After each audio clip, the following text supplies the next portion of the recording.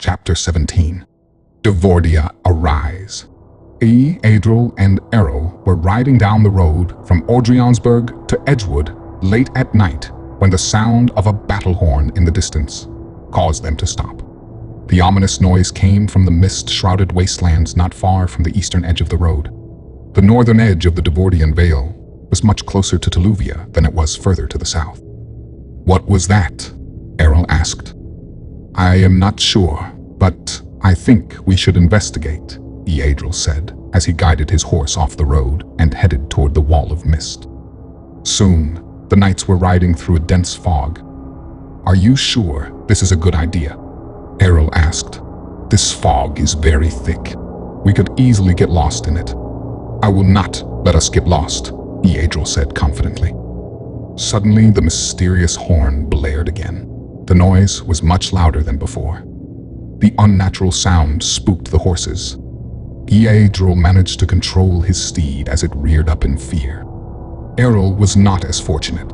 The prince was thrown from his horse and landed on his back in the tall, damp grass. The terrified steed, freed from the burden of its rider, raced off in the direction of the road.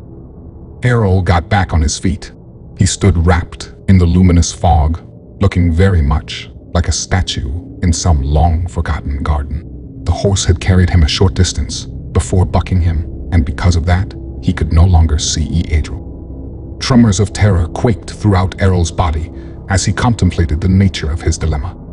His heart, which had virtually come to a complete stop upon hearing the chilling wail of the battle horn, now pumped furiously.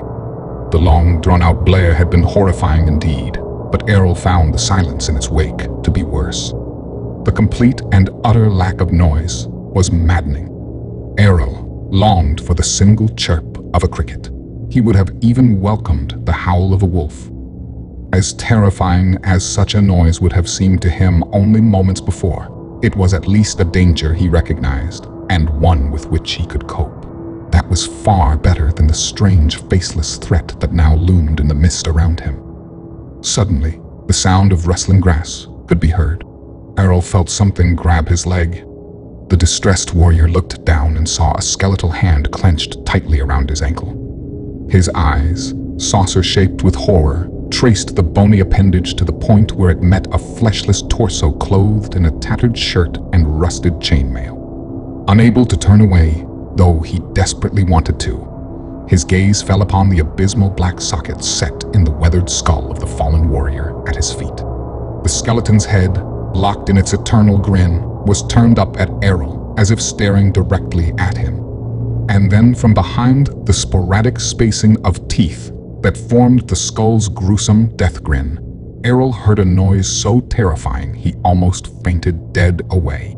It was a shrill, rasping hiss, the tone a serpent might use if it could speak.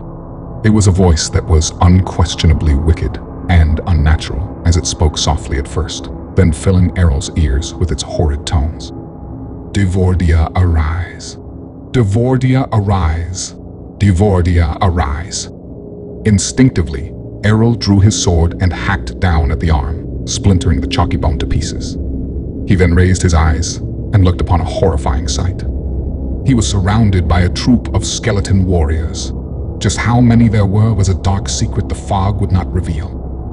The plain around him was now suddenly bustling with activity. The tall grass rustled and snapped as bones broke free from the thick green cloak that had kept them hidden for so long. A mad clamoring of metal, armor, and swords, stained reddish-brown with rust but still intact, rang out from all sides of the frozen warrior. And combined with all this were the raspy, demonic voices of the undead, unified in one horrible and relentless chant. "Devordia arise. Devordia arise. Devordia arise." A scream had been building in Errol's throat from the moment the hand gripped his ankle, and now, as he heard the skeletons chant in their serpentine voices, he was on the verge of letting it out, and he well would have, drawing the attention of whatever other unknown evil there was lurking in the mist if Adril had not acted immediately. The commander charged on horseback through the throng of undead warriors, leaving crushed and splintered bones in his wake. He stopped in front of Errol and reached down. Climb on, B. Adriel commanded. We have to get out of here.